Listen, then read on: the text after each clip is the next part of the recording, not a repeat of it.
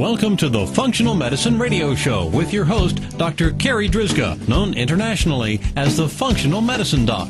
Dr. Carri is committed to helping patients find the root cause of their health problems and fixing the cause with natural treatments so they can feel normal again. Dr. Carri is the founder of Functional Medicine Ontario and is the author of the hit book, Reclaim Your Energy and Feel Normal Again. Please welcome your host, Dr. Carri Drzyzga. Hello everybody, and welcome to the Functional Medicine Radio Show, the only internet radio show dedicated to giving you real solutions to improve your health. Not only are they real solutions, but they're natural solutions as well, because as you know, the one and only true wealth you have is your health. I'm your host, Dr. Carri Drzyzga, the Functional Medicine Doc, and I'm committed to helping you find the root cause of your health problem, fix the cause with natural treatments, so you can feel normal again and live life to the fullest. Today's topic is more about mind-body medicine and tapping into the emotions within us that might be making us sick or preventing us from healing. So we're going to talk today about a book called The Loving Diet, Going Beyond Paleo into the Heart of What Ails You. I'm so very excited because my special guest is Jessica Flanigan. Let me tell you a little bit about her. Jessica's soul-centered practice is The Loving Diet, a wellness program she developed to help clients to resolve held beliefs that manifest in the body as physical illness. This philosophy of healing is based on the principles of Noetic Field Therapy. The process of loving what ails us provides the most direct and rapid road to health. This practice is akin to the idea that the relationship to our circumstances is the cure. Her intuitive practice considers that disease is part of the road towards wholeness, and illness is here to help us remember that we are whole. Jessica takes a practical approach from both the vantage point of the soul's path and also advanced nutritional principles of biochemistry, physiology, lab work, diet, etc. Jessica, thank you so much for being my special guest today on this episode of the Functional Medicine Radio Show. Hi, well, thank you for having me. So Jessica, can you talk about what prompted you to write this book? Well, I am a clinical nutritionist for 20 years, and my twin sister was diagnosed with celiac and Hashimoto's, and we're identical twins. And so she was diagnosed about 7 or 8 years ago now, and she said, what should I do? I'm not quite sure how to approach this. And so it was before the autoimmune paleo diet was really even invented, or around the same time it sort of came into existence. And so we both ate it. We both didn't eat gluten, but I had started studying Drzyzga Karazian's work. And so we did what he recommends is called the clear and repair diet, and she started to feel a lot better. And she said, wow, are you going to keep doing this diet because you have the genetics for having 2 autoimmune diseases? And she was able to cut her antibodies in half when she followed what Drzyzga said, which is a lot of what the autoimmune paleo diet is. And so I started to go on it, and I realized that so many people were getting diagnosed with autoimmune disease and were looking for a different approach. So it started out innocently as here's this fantastic diet that everybody can go on who has autoimmune disease. And I shifted my practice to start catering to a lot of people who had questions and wanted to be guided through how to get on this diet. So for the past 5 years, I have been really exclusively working now with over 1,000 people with autoimmune paleo. The book came about, however, when I started to see that people were going on this diet and there was a huge missing component, which was what they decided about the circumstances of their life was impacting their health.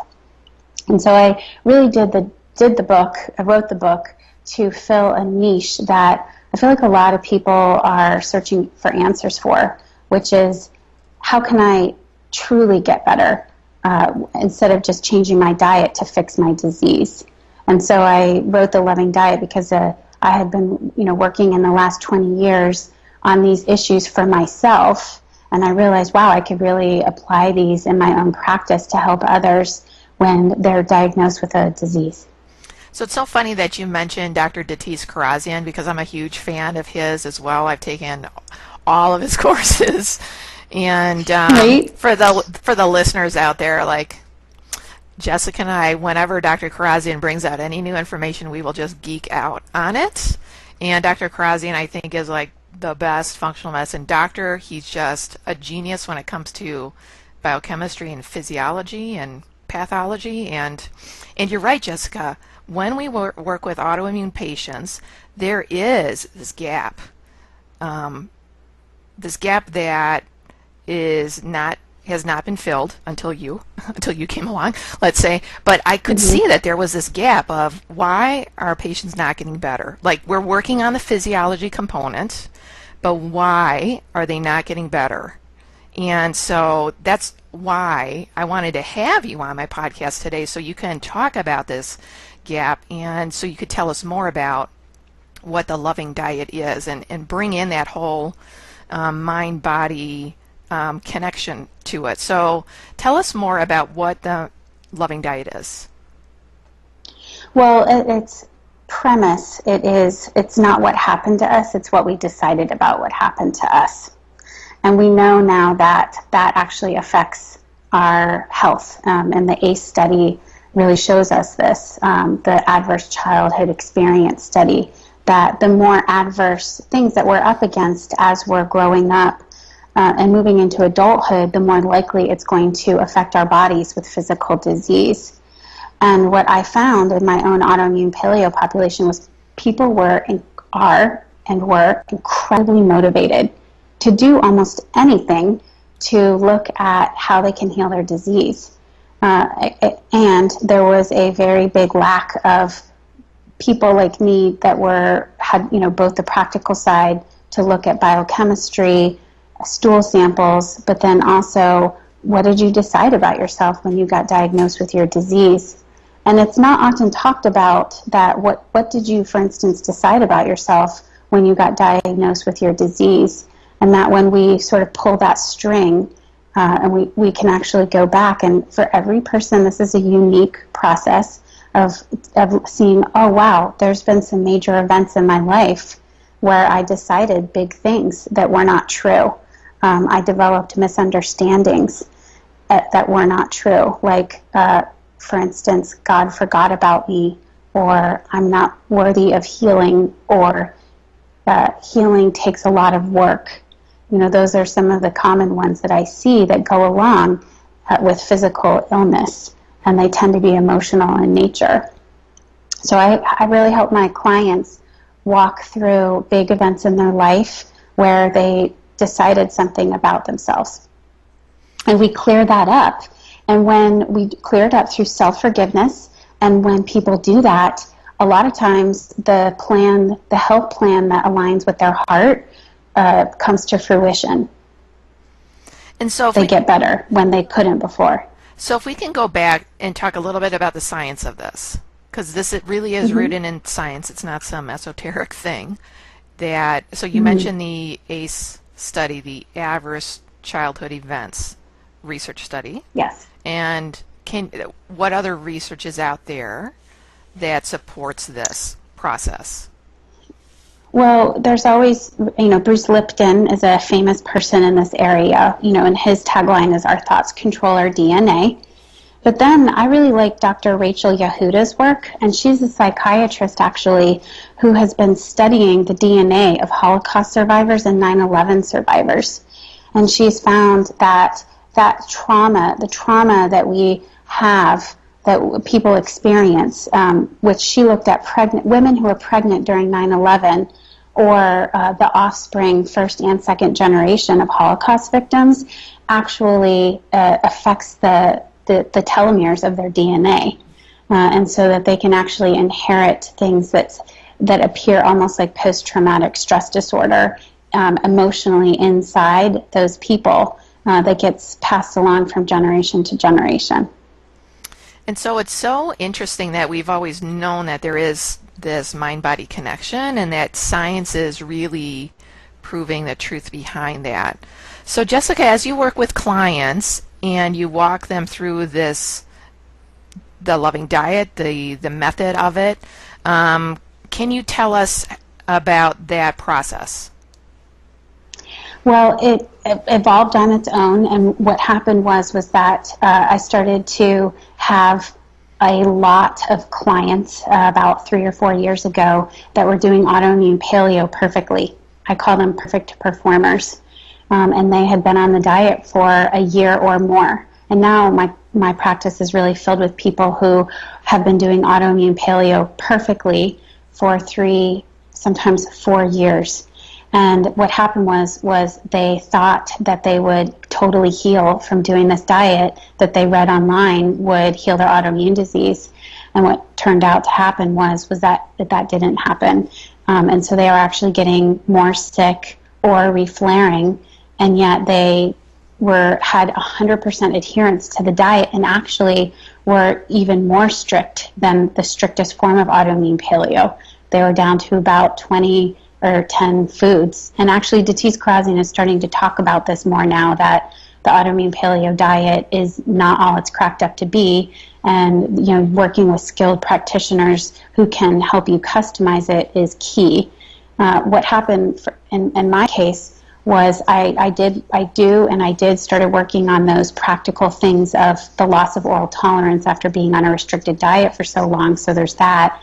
But what the other part that happened from an emotional standpoint was people lost so much that they somehow came to the place where they were ready to work on the parts that they were really scared to work on, which are the belief system that they have about what it means to heal, what the role of their disease is in their life. And then the biggest one is this false belief that they need to fix their disease.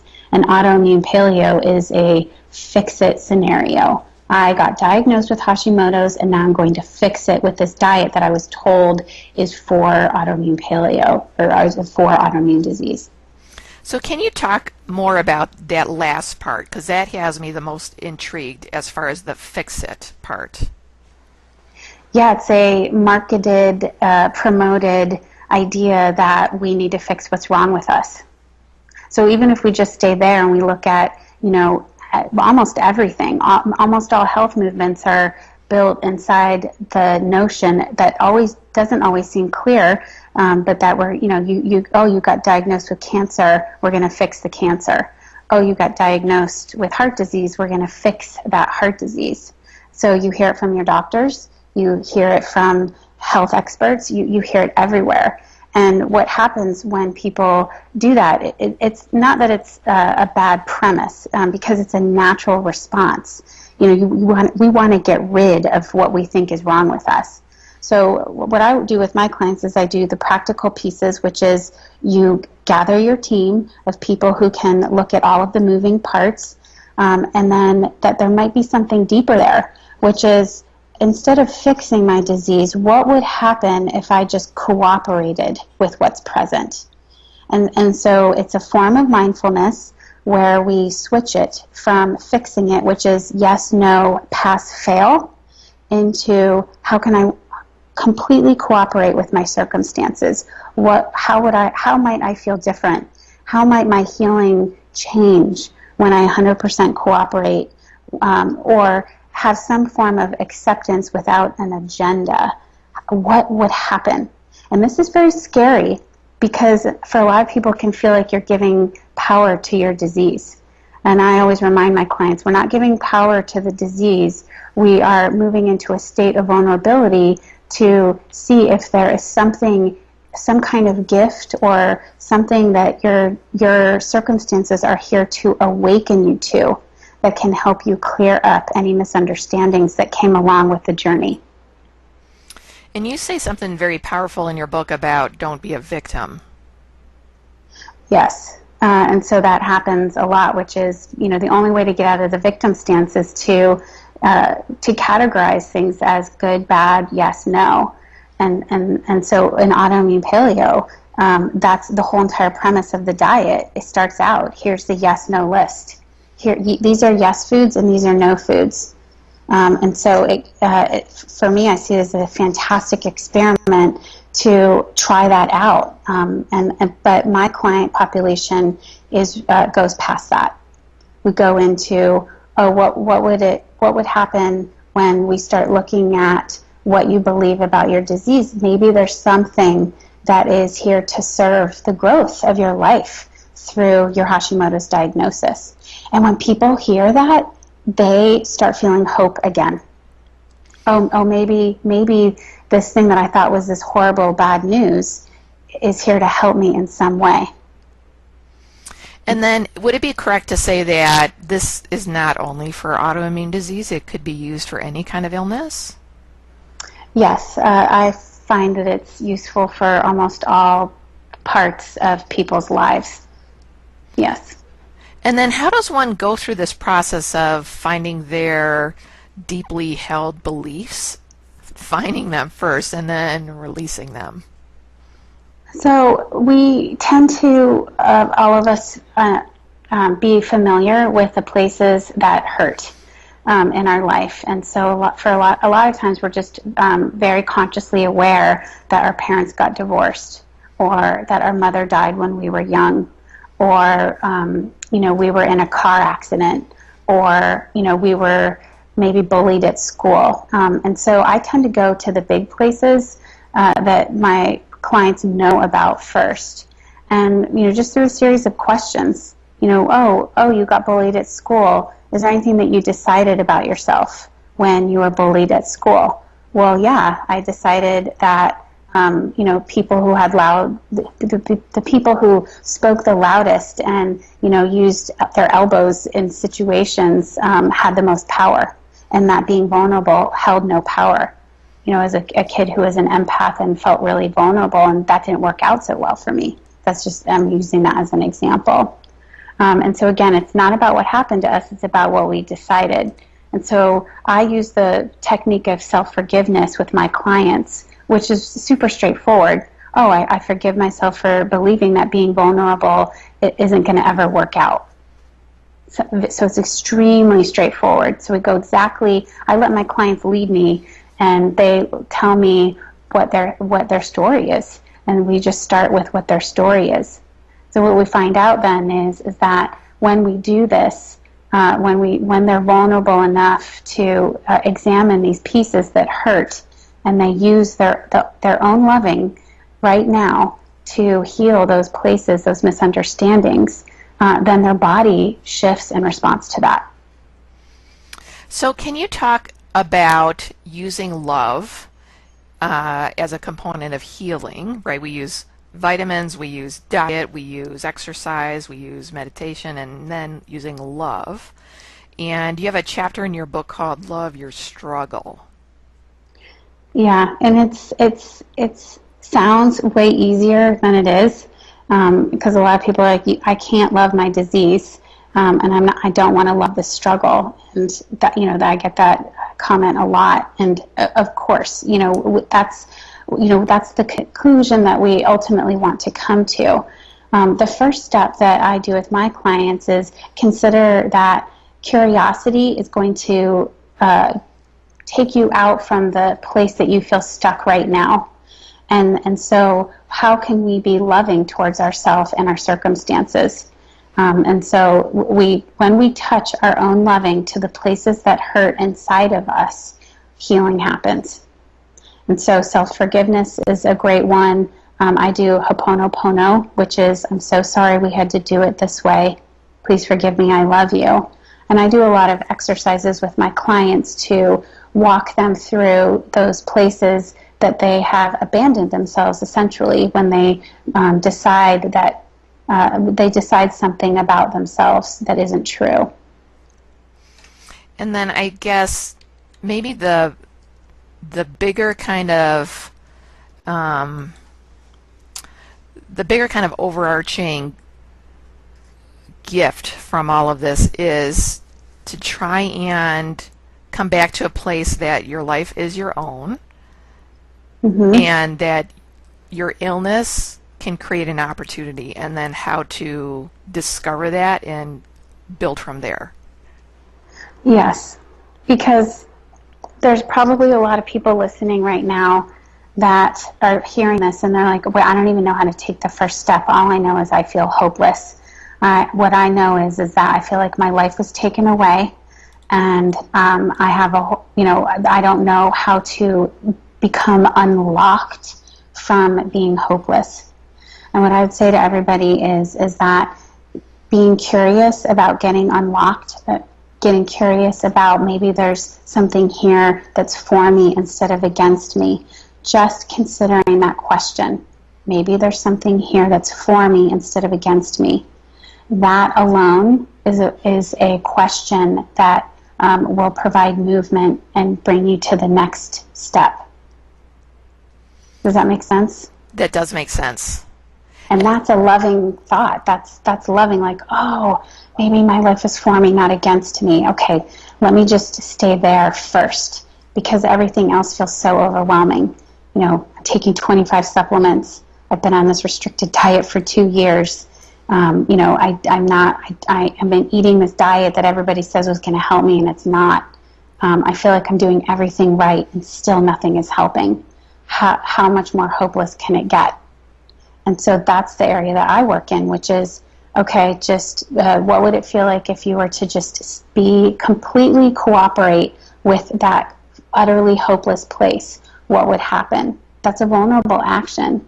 And usually when you work with people like me or therapists or energy workers, and you have someone hold your hand, metaphorically hold your hand while you're in that very vulnerable place of like, what if I were to completely cooperate with the feeling that I have right now that all is lost? What would happen? And even sometimes just doing that for 10 seconds a day can create the movement that their hearts are longing for, which is hope came back into my life. Jessica, how long does this process typically take? And then can you give us some real life examples of cases that you've seen in your practice of transformation that have occurred by tapping into this inner resource? So it can, we're in Noetic. I'm a Noetic practitioner, and so in the Noetic practitioner philosophy, everything is within arm's reach. And so what we have decided or believe sort of sits out into our energy field within arm's reach.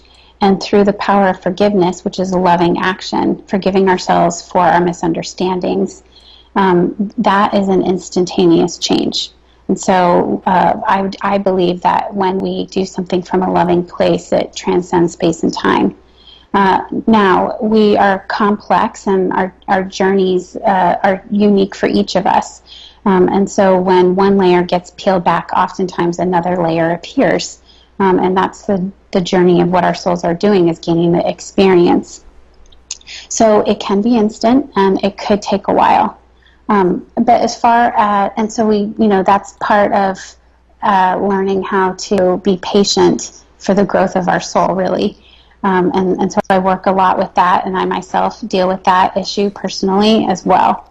But we want it to be over already, and so we just be kind to the part of ourselves that wants it to be over already. But as far as clients go, I'll give you an example of a man that I'm working with whose both of his parents died in a car accident, and he had to go live with a cousin, and his stomach problems started then.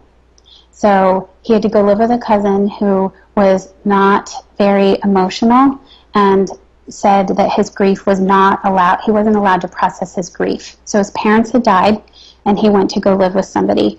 And as soon as that happened, his stomach problems started, and that was around the age of 10. Well, fast forward to now, he's an adult, and he came to see me, and he has 4 different naturopaths that he works with. He's been diagnosed with SIBO. He's been on the elemental diet, the low FODMAP diet. He's been autoimmune paleo for years now, and he's a typical client of mine, which is 20 supplements, taking all the good ones, and eating around 5 foods. And if he varies from those 5 foods, then he gets incredible gas and bloating and symptoms of gastritis. And so for me, what can I do? I can't put him on any more supplements in good conscience because he's already on so many. He lives in a perpetual state of fight or flight, and he is working with an incredible team, and nothing is working. So for him, what the exercises that we've been doing is I have been showing him how to go back to the place in life, actually even before the trauma happened, before his parents died, and showing him how to be with himself, to be his own resource, his own guardian angel in a way, before the trauma even happened. And so it's a series of exercises for each of my clients that I do to go and actually use their imagination to be with the part, to help them remember that they're going to have all the tools they need to do everything that they need to do in life, and that they're never going to be alone, and that they're loved.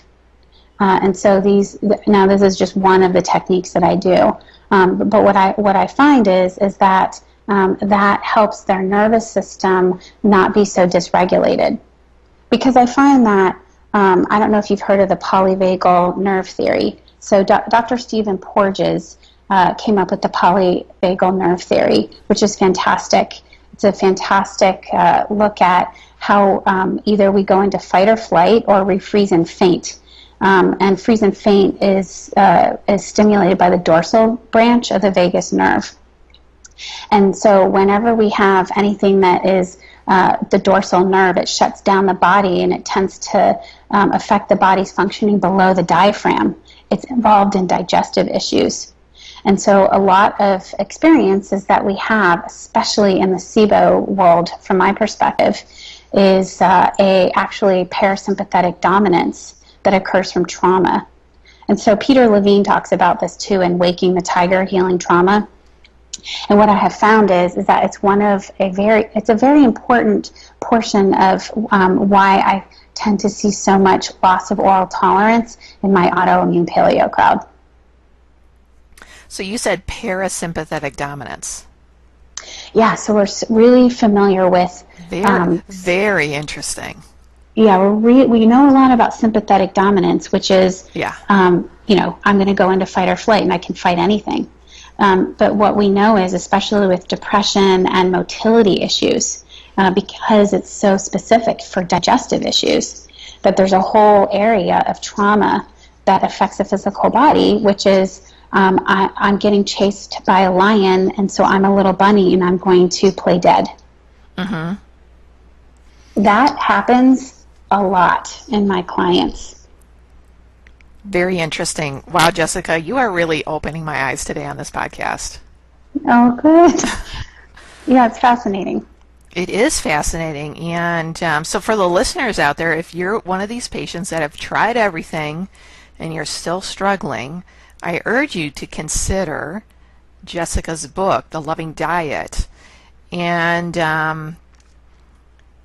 to consider the profound impact that your own mental emotional state can have on your health and healing, in a good way and in a bad way. But Jessica, in the last few minutes that we have, is there anything else that we've not discussed yet that you think is important for our listeners to know? I do think that that there is a misconception about the autoimmune paleo diet, just because I'm seeing hundreds and hundreds of people now, that this whole idea that you need to diet harder works, and they can let go of that now, and that there's people who are very well versed. I'm one of them, and there's many that work in this other field. Where even though it feels like they might be getting worse and hope might be diminishing by the minute, and that there's never a time or a place that hope can't come back. And oftentimes when it feels like people are getting worse, that can be a sign that they're ready to do the deeper work, and that it can feel overwhelming, but that everybody has the ability right now to love the places inside of themselves that hurt. And when they do that, then their entire body and their nervous system can change. And I see it every day. Jessica, how can our listeners find out more about you, and where can they get a copy of your book? So my book is on Amazon, The Loving Diet, and anybody can order it through Kindle or through just a hard copy. And my website is www.aiplifestyle.com. And so anybody who wants to work with me, there's a little button that I have on my homepage that says Schedule Now. And I tend to, work with a lot of people in this more holistic area of mindfulness.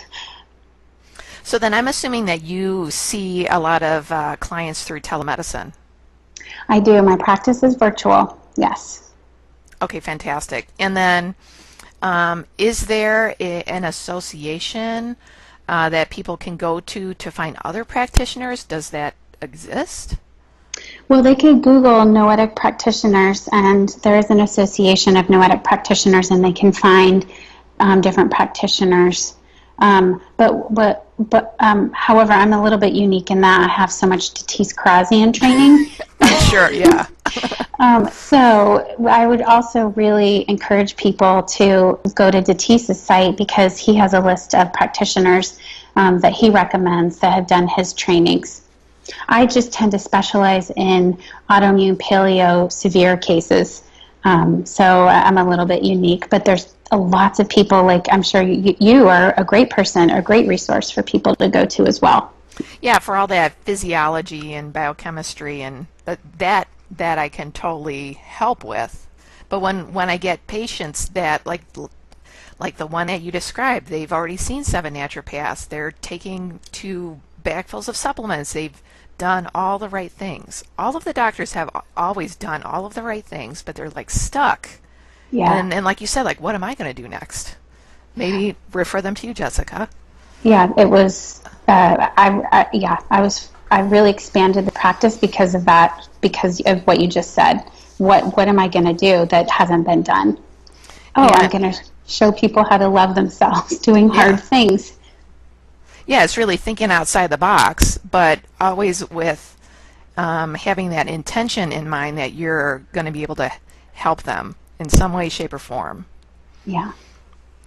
Jessica, thank you so much for being my special guest today. This has been such an interesting interview. Oh, thank you so much. I appreciate your willingness to let this sort of alternative information disseminate to the masses, because a lot of people are feeling scared and they don't know exactly what to do. So thank you for allowing this conversation to happen. Oh, you're welcome. All right, that wraps up this very special episode of the Functional Medicine Radio Show with Jessica Flanigan. And I want to thank you, our listeners, for tuning in today. And I'd like to invite you back next time for another episode of the Functional Medicine Radio Show. As always, I'm your host, Dr. Carri Drzyzga, the Functional Medicine Doc. Have a great week, everyone. You've been listening to the Functional Medicine Radio Show with your host, Dr. Carri Drzyzga, known internationally as the Functional Medicine Doc. Dr. Carri is committed to helping patients find the root cause of their health problems and fixing the cause with natural treatments so they can feel normal again. Dr. Carri is the founder of Functional Medicine Ontario and is the author of the hit book, Reclaim Your Energy and Feel Normal Again. Please tell your friends about the Functional Medicine Radio Show, and we'll see you next week with more from Dr. Carri.